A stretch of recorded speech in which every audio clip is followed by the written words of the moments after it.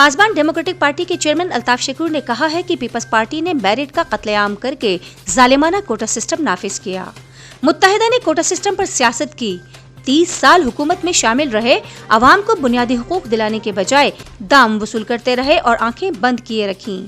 جماعت اسلامی کو اب ہوش آیا ہے کہ کوٹا سسٹم غلط ہے۔ جب پاسبان نے کوٹا سسٹم، مردم شماری اور دیگر عوامی مسائل کے خلاف سندھ ہائی کورٹ میں آئینی پٹیشنز داخل کی تو متحدہ اور جماعت اسلامی والے جاگ گئے کہ کہیں پاسبان کریڈٹ نہ لے لے۔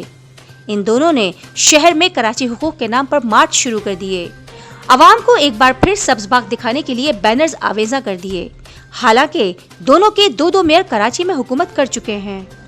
وہ پاسبان ڈیموکریٹک پارٹی نشان حیدر چوک اورنگی ٹاؤن کے تحت ہونے والے ورکرز کنونشن سے خطاب کر رہے تھے۔ قبل ازیں پاسبان کے چیئرمین الطاف شکور گلشن اقبال سے ورکرز کے جلوس کے ہمراہ جب اورنگی ٹاؤن پہنچے تو ان کا والہانہ استقبال کیا گیا۔ کنونشن میں پاسبان کے chief organiser Iqbal Hashmi, joint secretary Tariq Chandiwala, business forum کے صدر وسیم الدین شیخ، کراچی کے جنرل سیکرٹری سردار ذوالفقار، ضلع ویسٹ کے صدر خالد صدیقی ایڈوکیٹ، نائب صدر حامد صدیقی، ضلع کورنگی کے صدر کلیم اللہ ملک سمیت کراچی کے ذمہ داران اور کارکنان کی بڑی تعداد نے شرکت کی۔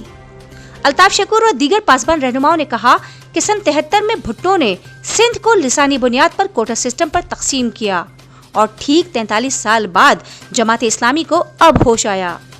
متحدہ نے ایک مرتبہ پھر عوامی مفادات کو پس پشت ڈال کر رقم وصول کر لی۔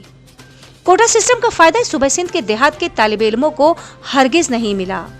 وڈیرا شاہی نے شہروں سے جعلی ڈومیسائل بنا لیے، ایک عام سندھی اور ایک عام آدمی کا حق مار کر سرکاری مناصب پر اپنے نالائق بیٹوں، بھتیجوں، بھانجوں اور رشتہ داروں کو بٹھا دیا۔ عوام جان گئے ہیں کہ ایک پارٹی کرپٹ ہے اور دوسری نااہل، دونوں کو سیاست کا میدان چھوڑ دینا چاہیے۔